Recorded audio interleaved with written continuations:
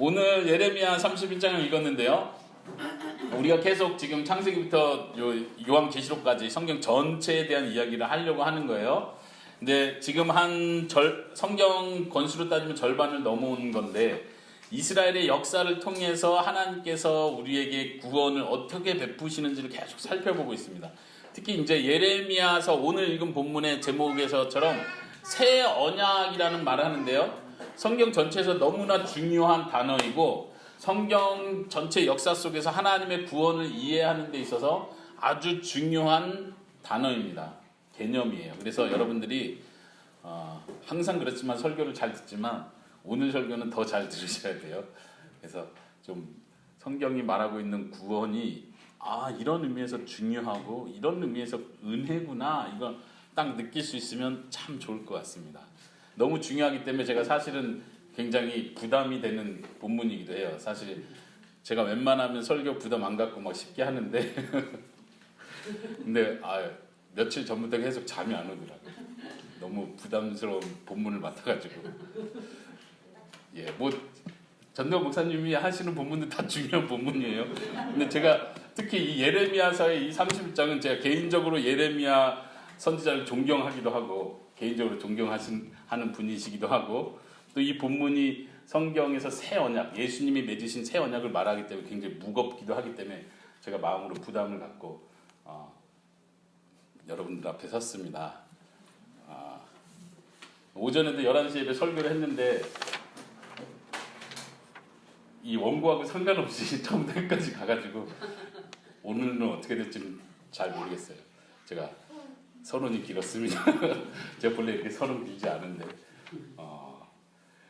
예레미야 선지자가 활동하던 그 배경을 우리가 이해하면 도움이 됩니다. 뭐냐면 예레미야 선지자는 다른 선지자들하고 많이 다른 점이 뭐냐면, 우리가 흔히 눈물의 선지자라고 알고 있듯이 예레미야 선지자는 이스라엘 나라가 멸망하는 걸 본 선지자예요. 그렇기 때문에 너무 예레미야 선지자에겐 한이 있고 눈물이 있는 거예요. 다른 선지자들은 회개하세요, 하나님께 돌아오세요 하면 회개하는 사람들도 있고 부흥이 다시 일어나기도 하고 하나님이 심판하시겠다, 벌 내리시겠다 한 걸 이렇게 수그러뜨려 주시기도 하고, 그랬는데 예레미야 선지자는 하나님이 벌을 내리시겠다고 한 그 현장을 목격한 사람인 거예요. 한번 예레미야 마음을 한번 우리가 들어가 봅시다. 우리는 전쟁 시대를 겪지 않았기 때문에 그런 마음을 잘 모르잖아요. 영화 속에서 막 이렇게 사람 죽는 거 봐도 별로 감흥이 없잖아요. 사람 죽는구나, 총 맞아서 막 죽는구나, 이렇게 쉽게 생각하는데 실제로 전쟁을 경험한 사람 입장에선 누군가가 죽고 내 친척들이 옆에서 죽어간다는 걸 보는 건 너무 힘든 거예요. 예레미야 선지자도 이스라엘 나라가 멸망하던 그 전후로 예언을 했기 때문에 예레미야는 너무나 마음이 무거운 사람이에요. 계속해서 예레미야 선지자는 말하기를 하나님께서 돌아오라고 했고 여러분들이 그걸 하지 않아서 하나님이 이제 징계를 하십니다. 그런데 하나님께서 지금 말씀하시기를 바벨론이 우리나라를 다 점령해서 다 포로로 끌고 가고 멸망시킬 텐데 그 바벨론에게 항복해야 됩니다. 항복이라는 말 알아요? 전쟁에서 막 싸우다가 제가 졌습니다, 이렇게 말하는 거예요. 예레미야 선지자가 예언하기를 바벨론이 쳐들어오면 싸우지 말고 항복하세요. 이게 하나님의 뜻입니다. 왜냐하면 이스라엘이 죄를 많이 졌기 때문에 이제 우리는 바벨론에 의해서 심판을 받고 벌을 받아야 되는 거고 포로로 끌려가야 되는 상황이 됐습니다. 하나님이 이제 더 이상 용서 안 해주고 벌을 내리기로 결정했습니다. 그러니까 하나님의 말씀을 듣고 바벨론이 쳐들어오거든 싸우지 말고 끌려가세요. 그러니 이 설교가 얼마나 힘들겠습니까? 예를 들면 혁주 형제가 저한테 와가지고 예를 드는 거예요. 오해하지 마시고 상처받지 마시고. 예를 들어서 목사님 제가 사업을 다시 시작하려는데 어떻게 하면 좋을까? 이런 사업 아이템이 있는데 어떤 거예요 목사님? 제가 기도해보고 응답 드리겠습니다 하고 기도하고 나서 형제님 이번에 전 재산을 투자해서 이거 사업을 하셔야 되는데 반드시 망할 겁니다. 어쩔 수 없습니다. 그동안 형제님이 잘못했던 게 있어서 하나님이 심판을 내리신답니다. 전 재산을 다 투자하세요. 이거 말이 안 되는, 목사로서 할 수 없는 황당한 말이죠. 예레미야 선지자의 말이 마치 그렇게 들리는 거예요. 그러니까 예레미야 선지자 때 힘들었던 게 뭐냐면 거짓 선지자들이 나타나서 거짓 선지자라는 건 하나님의 말씀을 직접 듣지 않고 자기 생각으로 말하는, 다른 영을 받아서 말하는 선지자들이에요. 예레미야 선지자는 항복하세요. 포로로 끌려갑니다. 근데 거짓 선지자는 아니다. 우리가 전쟁에서 지더라도 2년 만에 다시 돌아올 것이다. 하나님께서 이 땅을 버리지 않으신다. 하나님께서 이 성전을 무너뜨리게 허락하시지 않는다. 하나님은 우리와 함께 있다. 여러분들이 잘못한 거 사실이지만 그 회개하고 돌아서면 하나님이 다 치유해 주신다. 고쳐주실 거다. 걱정하지 마라. 괜찮다. 평안할 것이다. 우리가 회개만 하면 된다. 근데 예레미야 선지자는 말하기를 이제 끝났습니다. 하나님이 많이 참으셨고 이제는 벌을 내리실 시간입니다. 그런데도 이스라엘 왕부터 시작해서 이스라엘 백성은 그 말을 듣지 않았습니다. 예레미야 선지자는 그런 면에서 하나님의 마음을 전한 사람이지만 하나님의 백성들의 마음을 느끼면서 너무 마음이 아팠습니다. 끝까지 돌아오지 않는, 하나님의 말씀을 끝까지 듣지 않는 이스라엘 백성들 보면서 눈물의 선지자가 되었던 것입니다. 예레미야서 전체를 쭉 우리가 통독이 아니더라도 뭐 며칠 만에라도 예레미야 선지서를 쭉 읽다 보면 그 하나님의 마음을, 혹은 예레미야 선지자의 마음을 우리가 좀 느낄 수 있을 것 같아요. 하나님께서 예레미야서에서 말씀하시기를 내가 다시는 용서하지 않겠다. 뭐라고 말씀하시냐면 내가 나의 뜻을 돌이키는데 지쳤다. 내가 다시는 이들에게 은혜를 베풀지 않겠다. 하나님께서 이 정도로 계속 하나님의 상한 마음을 예레미야 선지자에게 말을 합니다. 하나님께서 유다 백성을 버리겠다는 말을 할 때 예레미야 선지자 자체도 이해할 수 없는 거예요. 하나님의 백성 아닙니까? 그리고 예레미야 선지자 도리어 하나님께 기도합니다. 하나님이 이 나라를 선택했고 하나님의 이름을 위해서 구원하신다고 하셨는데 하나님 이렇게 하시면 안 됩니다. 하나님 용서하여 주십시오. 하나님 뜻을 돌이켜 주십시오. 하나님 이건 아닙니다. 구원해 주십시오 라고 말하지만 하나님은 아니다. 나는 이미 결정했다. 유다 백성은 이스라엘 백성의 심판을 받을 것이다 라고 말씀하십니다. 하나님께서 왜 이스라엘 백성들을 그렇게 심판하겠다고 결심하십니까? 그건 당연히 이스라엘 백성이 하나님의 말씀에 순종하지 않았기 때문이에요. 계속해서 말하기를 내가 여러 차례 이스라엘 역사를 통해서 선지자를 계속 보내서 회개하라고 했지만 이스라엘 백성들은 회개하지 않았다. 내 말을 계속해서 거역했다. 계속해서 거역했기 때문에 내가 벌을 내리는 것이다. 우리 자녀들을 키우는 부모님들은 그 마음을 다 알죠. 우리 아이한테 하지마 했는데 한두 번은 용서해 주는데 하지 말라고 했지. 하지마. 계속 하지마. 그랬는데도 계속 말을 안 들으면 어떻게 해요? 혼난다. 진짜 혼난다. 계속 이러다가 이제 더 이상은 안 되는 거예요. 너 안 돼. 이리 와. 그때는 어떻게 해요? 네. 저는 다른 아이들은 잘 모르겠고 우리 아이들은 죄송해요. 아빠 죄송해요. 저요 이번만 다시는 말 잘 들을게요. 그래서 됐어 끝났어. 그때는 더 이상 말하면 안 돼. 말하지 말고 행동으로 보여줘야 돼. 데려와서 무조건 일단 때려요. 그러고 나면 다시 얘기를 하겠죠. 이제부터 아빠 말 잘 들어야 돼. 엄마 말 잘 들어야 돼. 하나님이 마치 어린아이에게 계속 경고하고 이제 그 한계에 도달한 거예요. 그래서 혼내십니다. 심판하십니다. 멸망을 허락하십니다. 그런데 그 멸망 자체가 이스라엘 나라, 하나님이 선택하고 구원을 계획한 그 하나님의 뜻이 완전히 끝난 것은 아니라는 거예요. 이스라엘 나라를 멸망시켰지만 그것을 다 없애버린 건 아니라는 거예요. 하나님의 구원의 계획이 사라졌다는 뜻은 아니에요. 마치 아이를 엄청 혼내서 얘가 울고불고 하고 있을 때 엄마가 다시 기회를 줄게. 이제 다시 잘해보는 거야 라고 말하는 것처럼 하나님께서도 벌을 내리셨지만 그것으로 하나님과 이스라엘 백성 관계를 끊어버리시고 끝내버리시는 것이 아니라 다시 소망을 주시는 거예요. 다시 희망을 주시는 거예요. 우리가 살펴보는 본문도 바로 그런 소망과 희망의 본문입니다. 우리 읽었던 본문 한번 다시 보십시오. 제목이 새 언약입니다. 31절에 여호와 하나님의 말씀이니라 보라 날이 이르리니 내가 이스라엘 집과 유다 집에 새 언약을 맺으리라. 하나님께서 앞부분에서 지금 유다를 심판한다. 끝났다. 더 이상 은혜를 베풀지 않는다. 내가 마음 돌이키는 것에 지쳤다라고 정도까지 이야기하셨는데 이제 다시 하나님께서 이스라엘 백성들에게 대한 약속을 하십니다. 이 앞부분에선 또 하나님이 말씀하시기를 내가 전쟁에 패배해서 포로로 끌려간 그 나의 백성들을 다시 돌아오게 할 것이다. 다시 은혜를 베풀 것이다. 그리고 이들을 괴롭혔던 다른 나라들을 내가 도리어 심판하고 벌을 줄 것이다. 내 백성은 내가 데려올 것이다. 그러면서 하시는 말씀이에요. 내가 이들과 새로운 언약을 맺겠다. 예전에 맺었던 언약과 이 새로운 언약은 다르다라고 말씀하십니다.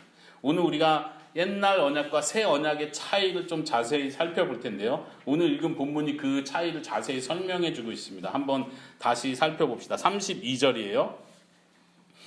이 언약은 내가 그들의 조상들의 손을 잡고 애굽 땅에서 인도하여 내던 날에 맺은 것과 같지 아니할 것은 내가 그들의 남편이 되었어도 그들이 내 언약을 깨뜨렸음이라. 여호와의 말씀이니라.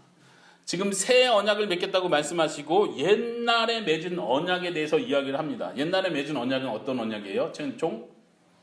옛날에 맺은 언약은 십계명이요. 십계명, 딱 십계명이라고 말하기 그렇고 누가 맺었죠? 최진이?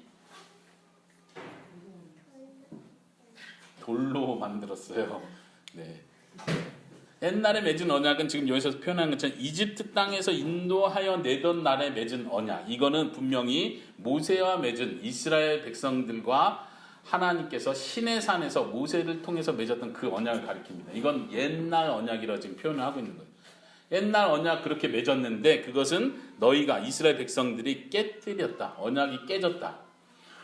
옛날 언약은 어떤 것입니까? 하나님께서 법을 주시고 이 법을 지켜라. 내가 너희가 구원받을 수 있는 방법을 준다. 이것을 지켜라. 그러면 살 것이다 라고 우리에게 가르쳐준 법이에요. 근데 이스라엘 백성들은 그대로 순종하지 않았습니다. 지금 심판을 받은 것도 왜 심판을 받은 거예요? 언약을 깨뜨렸기 때문에 심판을 받는 것입니다. 다시 말하면 이스라엘 나라가 멸망을 당하는 건 당연한 결과예요. 왜요? 하나님이 내 법을 지키면 내가 너에게 생명을 주고 살려주지만 내 법에 불순종하고 지키지 않고 내 말을 어기면 너희들은 벌을 받고 저주를 받는다. 이거에 대해서 하나님은 분명히 약속을 지키신 것입니다. 언약을 깨뜨렸기 때문에 하나님께서 이제 새로운 언약을 맺으시겠다고 표현하고 계십니다. 새로운 언약을 맺을 것이다.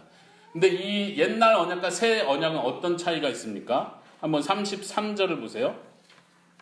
그러나 그날 후에 내가 이스라엘 집과 맺을 언약은 이러하니 곧 내가 나의 법을 그들 속에 두며 그들의 마음에 기록하여 나는 그들의 하나님이 되고 그들은 내 백성이 될 것이라. 여호와의 말씀이니라.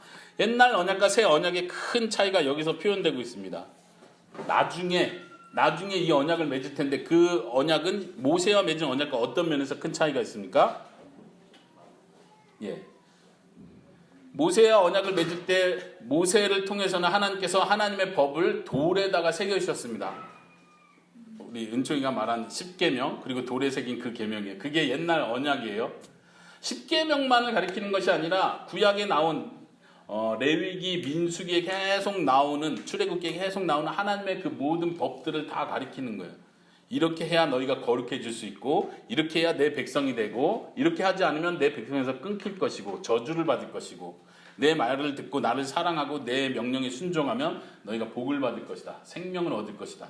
근데 그것을 이스라엘 백성들은 다 깨뜨렸습니다. 근데 그 모든 법은 대표적으로 그 돌판에 새겨져 있는 거예요. 그 법을 돌판에 새겨주고 이걸 지키라고 말씀하셨어요. 그런데 새로운 언약은 어떻다고요? 그들의 속에, 그들의 마음 속에 하나님의 법을 기록한대요. 나는 그들의 하나님이 되고 그들의 백성이 될 것이다. 예전에도 하나님께서 그렇게 말씀하셨어요. 내 명령을 지켜라. 그러면 내가 너희의 하나님이 되고 너희는 내 백성이 될 것이다. 근데 지금 여기서 하는 말은 내 법을 너희 마음속에 기록하겠다. 그리고 내가 너희의 하나님이 되고 너희는 내 백성이 될 것이다. 여기서 뭔가 이상한 거예요. 왜냐하면 언약을 맺는데 이 언약의 내용이 뭔지가 안 나와 있어요. 옛날 같으면 십계명을 쭉 주고 나서 이거를 지키면 구원받는다. 내 말에 순종하면 너희는 내 백성이 되고 나는 너희의 하나님이 될 것이다. 근데 이번에는 패턴이 다른 거예요. 새 언약은 내가 법을 너희 속에 두고 내가 너의 하나님이 되어 줄 것이다. 너희는 내 백성이 될 것이다. 이미 이 언약의 완성을 얘기해 주고 있어요. 새 언약은 맺자마자 완성돼 버리는 패턴이에요. 그럼 제가 할 일은 뭔가요? 물어보겠죠. 새 언약을 맺었는데 제가 할 일은 뭔가요? 제가 또 다시 법을 잘 지키면, 이번에는 두 번째 기회에서 법을 잘 지키면 내가 하나님의 백성이 되는 건가요? 그게 지금 나와 있지 않다는 이야기입니다. 새 언약은 하나님께서 법을 우리 마음속에 새겨주는 걸로 끝납니다. 그리고 우리는 그 자리에서 하나님의 자녀가 되고 하나님의 백성이 됩니다. 하나님의 신부가 됩니다. 그 34절이 그걸 좀 더 설명합니다. 34절 한번 보세요. 그들이 다시는, 한번 같이 읽을까요? 시작. 그들이 다시는 각기 이웃과 형제를 가리켜 이르기를 너는 여호와를 알라 하지 아니하리니 이는 작은 자로부터 큰 자까지 다 나를 알기 때문이라. 내가 그들의 악을 사하고 다시는 그 죄를 기억하지 아니하리라. 여호와의 말씀이니라. 아까 말씀드린 것처럼 이 새 언약은 독특한 게 뭐냐면, 우리는 뭘 해야 되는 거죠? 우리는 뭘 해야 되는 거예요? 하나님 약속을 했는데, 우리가 생명을 얻으려면, 복을 받으려면, 하나님의 백성이 되려면, 하나님의 자녀가 되려면 우리는 뭘 해야 되는 거죠? 라고 물을 때 아무것도 하나님 말씀하시지 않는다는 거예요. 도리어 말하기를 이미 너희가 나를 다 잘 알고 있을 것이다. 그때가 되면, 언약을 맺는 그때가 되면 너희가 나를 너무 잘 알게 될 것이고, 서로 누가 누구에게 하나님 좀 알아야 됩니다. 하나님을 아셔야 됩니다. 여호와를 알라. 너희가 여호와를 알지 못해서 멸망하는도다. 이런 말을 할 필요가 없다는 거예요. 이게 너무 신기한 거예요. 그리고 그 뒤에 또 다시 말하기를 내가 그들의 악을 사하고 다시는 그의 죄를 기억하지 아니하리라. 죄를 용서받는다는 이야기를 합니다. 죄를 깨끗하게 해준대요. 왜 깨끗하게 해주죠? 34절에 한번 보세요. 근거가 뭐예요? 34절. 근거가 뭐예요? 왜 깨끗하게 해주는 거예요? 예. 그렇게, 예. 그건 것 같아요. 예수님 얘기는 일단 안 나왔습니다. 우리가 쉽게 대답할 수 있는 예수님 얘기는 안 나왔는데, 내가 그들의 악을 사하고 다시는 그 죄를 기억하지 아니하리라. 근데 왜 갑자기 죄를 용서해 준다는 얘기를 하는 거죠? 나를 알기 때문에. 근데 이게 어떤 연관성이 있나요?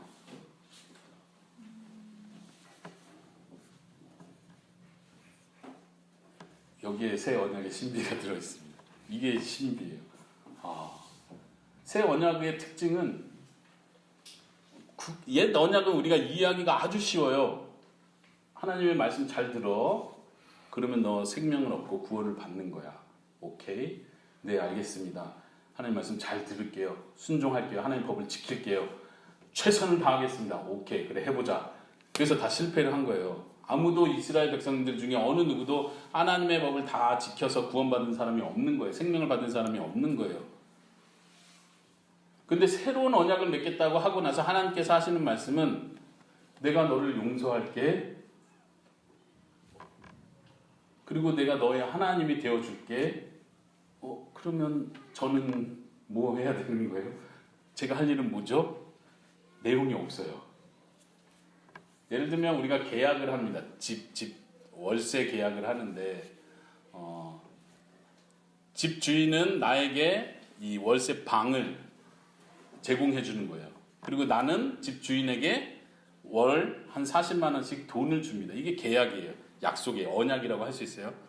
근데 이 집주인이 나하고 계약서를 들고 왔는데 나한테는 돈 내라는 얘기 하나 없고 나는 당신에게 풀 퍼니처, 냉장고, TV 뭐 이런 필요한 걸 다 채워주고 무료 인터넷을 다 채워주고 필요할 때마다 뭐 생활용품까지 다 제공하겠습니다. 당신이 할 일은 없습니다. 이런 계약서가 있다고 생각해보세요. 이거 뭐지? 뭐 어떻게 하라는 거지? 겁나잖아요. 제가 지난주에 우리 딸들 데리고 인도네시아 갔다 왔잖아요. 해외여행이 처음은 아닌데 호텔에 가니까 냉장고에 막 맛있는 게 들어있는 거예요. 호텔 냉장고에 음료수하고 뭐 이렇게 과자하고 아시죠? 근데 이제 이걸 먹어도 되나 싶은 마음이 들죠. 그래서 계약서를 보죠. 거기 호텔에 있어요. 잘 읽어야 돼요. 영어이기 때문에 잘 읽어보니까 하나당 얼마 이렇게 써있거든요. 이게 건드리면 안 되는 거예요. 건드려도 되는데, 돈이 있으면 건드려도 되는데, 이거 우리 애들한테 절대 건드리지 마라. 이거 먹는 날에 우리는 돈을 내야 한다. 이게 계약이에요. 내가 뭔가를 지불해야 여기서도 뭔가를 나에게 주는 거죠. 공짜는 없는 거예요. 근데 하나님의 새로운 언약에는 이게 안 나와 있는 거예요. 그냥 내가 너를 죄를 용서해 줄게. 그리고 내가 너의 하나님이 되어 줄게. 그럼 제가 할 일은 뭐죠? 우리가 해야 되는 일은 뭐죠? 안 나와 있는 거예요. 그리고 하나님이 다 알아서 하시겠다는 거예요. 이게 놀라운 겁니다. 우리가 힌트를 얻을 수 있는 건 뭐냐면, 그렇다고 해서 그럼 우리는 하나님의 자녀가 되고 죄를 용서받으면 그냥 막 다른 신을 섬기고 죄를 짓고 하나님이 말씀에 이제 불순종하고 막 살아도 괜찮은 건가요? 그거는 또 아니에요. 보니까 지금 계속 말하는 게, 하나님의 법을 우리 마음 속에 둔다고 하니까, 진짜로 하나님이 계약을 딱 맺으실 때 하나님의 법이 우리 속에 있기 때문에, 그 다음부터 우리가 하나님의 자녀가 됐고 구원 받았다고 해서 막 산다는 뜻은 아니에요. 하나님의 법을 마음속에 가지고 산다는 뜻이죠. 그렇죠? 그리고 하나님이 싫어하는 일 이제 막 해도 어차피 구원 받는 건가요? 그게 아니라 34절에 보니까 하나님을 다 안대요. 아는 마음이 그 속에 있대요. 그러니까 막 사는 게 아닌 거예요. 그러니까 구원해 주신다는 얘기군요. 우리가 하나님의 법을 마음에 가지고 잘 살고 하나님을 잘 알게 돼서 하나님의 말씀에 순종하면서 사니까 죄를 용서해 준다는 뜻이군요. 이렇게 이해를 할 것 같은데 그 얘기는 또 아닌 거예요. 어렵습니까? 은총아, 아빠만 이해돼요? 오케이. 자, 그래서 사람들이 계속 오해를 하는 거예요. 새로운 언약, 예수님을 통해서 맺은 새로운 언약을 생각할 때 예수님이 그냥 내 죄를 용서해 준다는 게 우리가 자꾸 이해가 안 되는 거예요. 내가 뭔가를 해야지, 내가 착하게 살아야지 하나님도 나를 구원해 주신다고 생각을 하는 거예요. 근데 성경이 말하는, 하나님이 말씀하시는 새 언약은 그런 것이 아닙니다. 하나님이 먼저 모든 대가를 지불하시고 우리의 죄를 용서해 주시겠다고 약속해 주신 거예요. 그리고 우리의 죄를 용서해 주시고 끝나는 게 하나님의 뜻이 아니고, 하나님의 목표는 우리가 하나님의 법에 따라서 살기를 원하시는 거예요. 이해되십니까?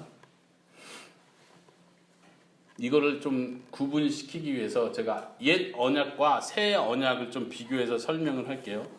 잘 기억하시기 바랍니다. 옛 언약은 모세를 통해서 돌판에 새긴 계명들을 통해서 주셨던 계약이에요. 구원의 약속. 새 언약은 예수님께서 십자가에 죽으시기 전에 제자들과 맺었던 약속이에요. 우리를 위해서 피를 흘리고 십자가에 죽으시겠다는 그 약속. 근데 옛 언약과 새 언약의 차이를 잘 보세요. 옛 언약은 말하기를 이 법들을 잘 지켜라. 그러면 살 것이다. 그렇죠? 이 법들을 지켜라. 그러면 살 것이다. 이게 옛 언약의 구조예요. 새 언약은 어떻습니까? 누가 말해볼까요? 새 언약은 어떻게 말할까요? 새 언약은 말하기를 내가 너를 살렸다. 여기서부터 시작하는 거예요. 내가 너의 죄를 용서했다부터 시작하는 거예요. 그러니까 나의 법을 지켜라. 하나님의 법을 지켜라는 두 개 다 들어있어요. 여기서도 하나님의 법을 지켜야 돼요. 여기서도 하나님의 법을 지켜야 돼요. 근데 여기서 말하기를 지켜라. 그러면 생명을 주겠다라고 약속하는 게 옛 언약이에요. 옛 언약의 패턴이에요. 새 언약은요, 내가 너에게 생명을 주었다. 먼저 주시고 시작하는 거예요. 그러니까 나의 법을 지켜라. 새로운 생명을 받았기 때문에 이제 하나님의 법을 안 지켜도 된다. 와, 나는 이제 자유니까 내 마음대로 살아도 된다. 죄져도 괜찮다. 죄져도 아무 문제 없다. 어차피 예수님 믿었으니까 천국 간다가 아니라, 하나님께서 말씀하시기를 내가 너를 살렸다. 그러니까 나의 법을 지켜라. 내가 너에게 생명을 주었다. 그 생명은 너를 살리는 것이다. 너의 영혼을 살리고 너의 마음을 살리고 하나님을 알게 하고 하나님의 뜻이 무엇인지를 받아들이게 하고 하나님을 사랑하게 만든다. 그게 마음의 법을 새긴다는 뜻입니다. 마음의 법을 새긴다는 게 그런 뜻이에요. 그렇기 때문에 그 힘으로 하나님을 알게 된 그 마음으로 하나님의 법을 지키며 살게 될 것이다. 이것이 새 언약입니다. 좀 구분이 되십니까? 여러분들이 예수님을 믿을 때 우리는 옛날 언약이 아니라 새로운 언약 안에 들어와 있습니다. 우린 옛날 언약을 통해서 구원받는 것이 아니라 새로운 언약을 통해서 구원받습니다. 이해되시죠? 내가 착하게 살고 선을 행하고 하나님의 말씀에 순종하고 교회 열심히 다니고 하나님이 하라는 거 하고 목사님이 하라는 거 해서 천국 가고 구원받고 사랑받고 은혜받고 복받는 것이 아니고 반대로 하나님께서 먼저 나를 사랑하셔서 먼저 예수님을 보내주시고 우리의 죄를 먼저 다 용서해 주셨어요. 그리고 나서 말씀하시기를 내가 너 안에 나의 법을 새겨놨다. 성령님의 도우심으로 성령님을 따라서 그 법을 따라 살아야 한다라고 말씀하시는 거예요. 우리는 법 자체에서 벗어나는 게 아니에요. 다시 말하면 법이라는 영어는 law, 그렇죠? law. 영어로 법이에요. 한국말로 번역할 때 성경에서 이거를 영어 law, 법을 뭐라고 번역했냐면 율법이라고 번역을 했어요. 그래서 율법하고 법하고 좀 다른 거라고 생각하는데 전혀 그렇지 않아요. 그냥 성경, 한국 성경에서만 율법이라고 한 거예요. 성경에 나오는 모든 율법을 법이라는 단어로 다 바꾸셔서 이해를 하셔야 도움이 됩니다. 하나님께서 법을 주셨는데 그 법은 예수님을 믿는 사람에게 없어진 법이 아니에요. 법에서 해방됐다, 자유했다 할 때 그 법을 안 지켜도 된다는 뜻이 전혀 아니에요. 하나님은 예수님을 믿는 사람 마음 속에 그 법을, 똑같은 율법, 우리가 말하는 그 율법, 모세가 받은 그 법을 우리 속에 그대로 주시고 그것을 지키도록 도와주시는 일을 하시는 거예요. 이해되십니까? 우리는 법에서부터 자유한 게 아니라, 잘 들으세요. 법에서부터 자유한 것이 아니라 법의 저주, 법의 정죄로부터 자유하게 된 것입니다. 예전에는 법을 못 지켜서 저주받고 지옥에 가고 심판을 받았다면 지금은 우리가 그 법을 못 지켰다고 해서 하나님의 사랑에서 떨어지고 구원에서 떨어지고 심판으로 떨어지는 것이 아니란 얘기예요. 법의 정죄, 법의 저주로부터 우리는 자유했습니다. 그러나 하나님의 법은 예수님을 믿는 그 사람 마음속에 여전히 똑같이 있습니다. 예수님께서 십계명에 대해서 전체를 말하진 않았지만 예수님께서는 살인에 대해서, 간음에 대해서, 탐심에 대해서 계속해서 말씀하십니다. 십계명, 모세를 통해서 줬던 그 말씀을 더 자세하게, 어떻게 보면 더 깊게 말씀하시면서 그렇게 살아야 할 것을 우리에게 분명하게 가르쳐주고 있습니다. 신약 성경에 나오는 많은 명령들은 우리가 지켜야 되는 명령입니다. 이웃을 사랑하면서 살아야 되는 거, 거짓말하지 말아야 되는 거, 이거는 예수님을 믿기 때문에 우리가 반드시 지켜야 하는 하나님의 법입니다. 이 법이 조금도 줄어들지 않았다는 얘기예요. 근데 많은 사람들이 오해하기를 내가 예수님 믿어서 구원받았기 때문에 이제 내가 법에 매여 있을 필요는 없어, 이렇게 쉽게 말하는 사람들이 있어요. 오해하는 거예요. 우리는 구약시대처럼 제사를 지낸다든가 이스라엘 나라가 지켜야 되는 그런 사회법들을 똑같이 따라하진 않습니다. 그러나 구약에서부터 나왔던 하나님의 뜻을 보여주는 소위 도덕법들은 우리가 그대로 다 지키는 거예요. 십계명들은 그대로 다 지키는 거예요. 그것이 하나님께서 우리 마음속에 새겨준 법입니다. 우리가 다다음 시간에 에스겔서를 이런 똑같은 패턴으로 새로운 언약, 새로운 마음에 대한 주제로 계속해서 살펴볼 텐데요. 그 본문을 한번 먼저 더 살펴보도록 할게요. 한번 저와 같이 에스겔서 36장을 같이 찾아봅시다. 좀 뒤로 넘겨보세요. 저기 우리 태국 자매님들 도와주시겠어요?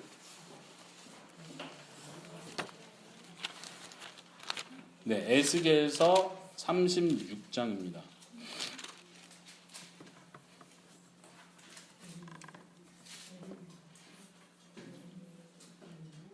아마 다다음 시간에도 이 본문을 같이 볼 것 같은데 지금 먼저 같이 보도록 하겠습니다. 24절부터 36장 24절부터 28절까지를 같이 읽어봅시다. 읽어볼게요. 시작. 내가 너희를 여러 나라 가운데서 인도하여 내고 여러 민족 가운데서 모아 데리고 고국 땅에 들어가서 맑은 물을 너희에게 뿌려서 너희로 정결하게 하되 곧 너희 모든 더러운 것에서와 모든 우상 숭배에서 너희를 정결하게 할 것이며 또 새 영을 너희 속에 두고 새 마음을 너희에게 주되 너희 육신에서 굳은 마음을 제거하고 부드러운 마음을 줄 것이며 또 내 영을 너희 속에 두어 너희로 내 율례를 지켜 행하게 하리니 너희가 내 규례를 지켜 행할지니라. 내가 너희 조상들에게 준 땅에서 너희가 거주하면서 내 백성이 되고 나는 너희 하나님이 되리라. 아멘. 지금 여기서도 하나님께서 이스라엘 백성들을 새롭게 회복하신다는 약속을 하는 내용이에요. 특별히 26절에 새 영을 주고 새 마음을 주겠다는 표현은 마치 지금 우리가 읽었던 예레미야 본문들과 굉장히 많이 겹치는 부분들이에요. 근데 여기서 좀 더 설명하는 건 뭐냐? 27절이에요. 보세요. 또 내 영을 너희 속에 두어 너희로 내 율례를 행하게 하리니 너희가 내 규례를 지켜 행할지라. 이해되십니까? 내가 너희를 깨끗하게 하고 너희를 구원하겠다. 그러니까 이제는 법에서부터 자유했고 법을 안 지켜도 된다. 그래도 난 구원할 것이다. 이렇게 말씀하시는 게 아니라 내가 너희를 깨끗하게 하고 새 마음을 줬고 새 영을 줬기 때문에 이제는 너희가 내 법을 지킬 것이다. 여러분들 우리가 하나님의 법을 잘 지키면서 살고 있습니까? 우리가 하나님의 명령들, 하나님의 뜻을 잘 순종하면서 살고 있습니까? 완벽하지 못해도 우리 마음속엔 하나님의 법이 있기 때문에 하나님의 말씀대로 살고자 하는 마음이 계속 있는 거예요. 만약 그런 마음이 없다면 진짜로 예수님을 믿는 게 아닌 거예요. 이해하십니까? 하나님께서 우리의 마음을 새롭게 하시고 우리의 죄를 용서해 주실 때 우리에게 성령님을 함께 주셔서 우리 마음속에 하나님의 법을 주셔서 그 말씀대로 하나님의 명령대로 따라 살 수 있도록 해주시는 거예요. 27절이 그것을 이야기하고 있습니다. 성령을 우리 속에 주셔서 하나님의 법대로 따라 살게 하신다. 자, 한번 다시 우리 자신을 살펴봅시다. 우리는 진짜 믿음이 있는 사람입니까? 우리는 진짜 예수님을 믿고 구원받은 사람 맞습니까? 하나님께서 예수님을 통해서 구원하시겠다는 약속이 바로 새 언약입니다. 새 언약의 특징은 그 하나님의 법이 우리 마음속에 있다는 거예요. 그래서 이 사람들은 하나님의 마음을 알아요. 하나님이 무엇을 원하는지 너무나 다 잘 알아요. 그래서 하나님의 뜻이 이거예요. 하나님이 이걸 원하세요. 이렇게 살아야 돼요. 누가 막 가르쳐주지 않아도 그 속에 성령님이 계셔서 그 속에 하나님의 법이 있어서 하나님의 뜻대로 살려고 노력하는 거예요. 그 마음이 있는 사람이 진짜 예수님을 믿는 사람입니다. 그 마음이 있는 사람이 진짜 하나님의 구원을 받은 사람입니다. 우리의 마음은 어떻습니까? 우리의 마음은 여전히 하나님의 뜻을 사랑하고 하나님의 뜻대로 하나님의 명령대로 말씀대로 살려고 노력하고 있습니까? 그런 노력들이 우리 마음속에 있습니까? 만약 그것이 없다면 우리는 구원받은 자가 아닙니다. 그것이 없다면 우리는 예수님을 믿는 사람이 아닌 것이에요. 이해되십니까? 여러분들 이걸 이해하셔야 돼요. 목사님, 어차피 내가 하나님 말씀대로 못 살아도 순종 못해도 어차피 구원받는 거 아니에요? 그거 확실한 거 아니에요? 계속 이거를 확인하고 싶은 분들이 있어요. 여러분들의 믿음이 진짜인지 아닌지를 확인할 수 있는 방법은 여러분들의 행동을 보고 아는 거예요. 내가 하나님 말씀에 순종하는지 안 하는지를 보고 알 수 있는 거예요. 그러니까 행동해야 구원받는다는 거네요. 착하게 살아야 구원받는. 그게 아니고 계속 새 언약의 신비가 거기에 있는 거예요. 우리가 어떤 행동을 해서 구원받는 건 아니에요. 그렇지만 우리가 언약 안에 있을 때 우리의 마음은 새롭게 변화되어 있어요. 우리 마음에 하나님의 법이 새겨져 있어요. 우리 마음 속에 성령님이 살고 계신 거예요. 그래서 행동이 나오는 거예요. 내가 진짜 예수님을 믿는지, 내가 진짜 하나님의 언약 안에 들어와 있는지를 확인할 수 있는 방법은 우리의 행동을 보는 거예요. 하나님의 말씀에 순종하고 있나? 하나님의 말씀이 뭐예요? 이웃을 사랑하고 있나? 이웃을 용서하고 있나? 더러운 것, 죄악된 거 버리려고 노력하고 있는가? 하나님이 싫어한다고 생각한 그것을 안 하려고 노력하고 있는가? 내 마음이 정말 그러려고 하고 있는가? 이것이 내가 믿음이 있는지 없는지를 확인할 수 있는 방법입니다. 여러분들 우리 한번 우리 자신을 같이 생각해 봅시다. 우리는 정말로 믿음을 소유한 사람입니까? 우리 마음속에 그리스도의 법이 있습니까? 우리는 정말로 새 언약 가운데 있는 사람들입니까? 이것을 우리 자신에게 계속 물어봐야 됩니다. 어떻게 확인한다고요? 예수님께서 말씀하신 것처럼 그 열매로 그 나무를 알 것이다. 그 열매가 좋은 열매를 맺으면 그 나무는 좋은 나무인 거예요. 아무리 이 나무 좋은 나무에 한데 열매 맺은 걸 보니까 막 썩어 있는 열매가 나와요. 그럼 그 나무는 좋은 나무가 아닌 거예요. 다른 핑계를 댈 수 없습니다. 우리의 삶과 우리의 순종의 삶, 하나님의 법을 사랑하고 지키고 따라 사는지에 따라서 우리의 믿음이 진짜인지 가짜인지 그것을 알 수 있는 것입니다. 예수님께서 계속해서 말씀하시기를 하나님의 말씀을 듣고 행하는 사람이 지혜로운 사람이라고 말씀하십니다. 그냥 내가 교회 다니고 설교 말씀을 듣고 예수님 이야기 많이 아니까 나도 구원 받았겠지라고 생각하는 것이 아니라 하나님의 말씀을 들었다면 그 말씀을 따라서 살아가는 것, 그것이 진짜 믿음이 있다는 증거입니다. 그것이 구원받은 자의 모습입니다. 때로는 우리가 하나님의 말씀을 따라 살기가 힘들다는 거 우리가 잘 압니다. 그런데 하나님께서 우리에게 주시는 건 하나님의 마음을 계속해서 알려주시는 것입니다. 하나님께서 우리에게 계속해서 말씀하실 것입니다. 하나님이 얼마나 우리를 사랑했는지, 하나님이 얼마나 나를 사랑해 주셨는지, 하나님이 얼마나 위대한 사랑의 분이신지를 우리에게 계속 알려주실 것입니다. 그리고 우리는 그 말씀을 듣고 그걸 깨닫고 계속해서 하나님을 더 사랑하게 될 것이에요. 한번 이런 예를 들어볼까요? 우리 어린이들이 계속 어린이들 예를 들어서 죄송합니다. 부정적인 예는 항상 어린이들 예를 드는데 다 우리가 어린 시절이 있었잖아요. 채소를 싫어하는 어린이가 있어요. 그래서 엄마는 채소를 먹어야 돼. 그래야 건강할 수 있어 라고 하고 계속해서 채소를 주는데 우리는 어린이들은 이건 정말 싫어. 엄마는 내 마음을 너무나 몰라. 나는 채소 말고 햄버거, 패스트푸드, 라면 이걸 먹고 싶은데 엄마는 내가 원하는 걸 못하게 엄마는 계속 채소와 이게 건강하다 주는데 그게 너무 싫은 거예요. 이게 마치 옛 언약 아래 있을 때 우리의 모습과 같습니다. 하나님께서 하신 명령들이 나에게 너무나 싫게 느껴지는 거예요. 나를 괴롭힌다고 느끼는 거예요. 내가 저 사람 사랑할 수 없는데 하나님 계속 사랑해야 된다. 원수까지도 사랑하고 위해서 기도해주라. 이런 말이 나에게 너무 힘들게 느껴져요. 나를 위해서 하시는 말이라고 느껴지잖아요. 그런데 새 언약에 있는 사람은 마치 그 채소를 싫어하던 어린이의 마음이 바뀌었어요. 마음이 변화된 거예요.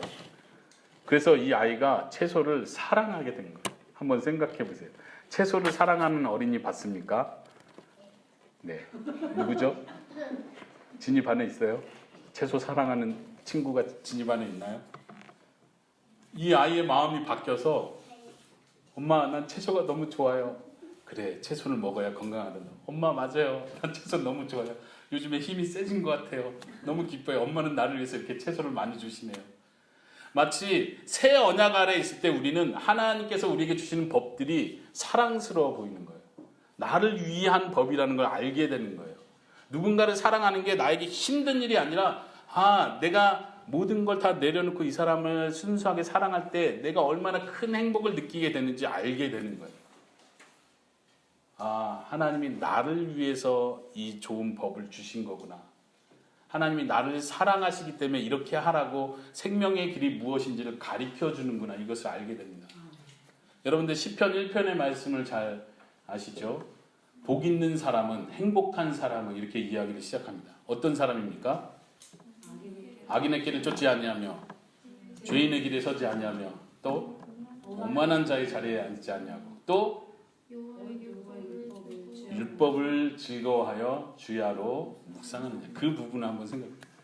정말 행복한 사람은, 정말 복을 받은 그 사람은 하나님의 법을 즐거워하는 사람이에요. 여러분들 마음속에 그런 마음이 있습니까? 구약시대 사람이나 법을 좋아하지 왜 신약시대에 우리가 법을 좋아해야 됩니까? 법은 우리 해방된 거 아니에요? 자꾸 이 생각만 해방만 되려고 그래 법에서. 그게 아니라 다윗의 고백처럼 우리의 고백은 하나님의 법이 너무나 사랑스럽습니다. 너무나 꿀송이처럼 답니다. 하나님 내가 인생을 살아갈 때 어떻게 살아야 될지 사람과 관계를 맺을 때 내가 도대체 어떻게 해야 될지 막 너무 갈등되는데 하나님이 나를 위해서 너무 분명하게 어떻게 하라고 가르쳐 주시네요. 이거였군요. 저는 제 생각에 복수해 주는 게 더 좋은 거라 생각했는데 복수해 주는 게 내 속이 더 후련해질 거라 생각했는데 그게 아니었군요. 아, 내가 내 마음속에 원하는 탐심을 쫓아서 사는 게 더 행복해질 수 있는 방법을 생각했는데 그게 아니었군요. 하나님 나에게 길을 가르쳐 주시는군요. 이것이 하나님이 원하는 뜻이군요. 감사합니다. 주의 말씀을 사랑하고 즐거워하여 밤낮으로 하나님의 말씀을 묵상하는 거예요. 여러분들 성경을 읽을 때 그런 마음이 드시기를 바랍니다. 하나님을 더 알고 싶어요. 하나님 나를 위해서 준비해 놓으신 좋은 뜻이 무엇인지 정말 알고 싶어요. 정말 그렇게 순종하면서 살고 싶어요. 그런데 하나님께서는 우리에게 이렇게 살아라 라고만 가르쳐주고 끝나지 않고 아까 에스겔서에서 읽은 것처럼 우리 속에 새로운 영을 주셔서 또 성령님을 주셔서 우리로 하여금 그 길을 따라 살 수 있도록 도와주시는 거예요. 그래서 우리는 기도를 합니다.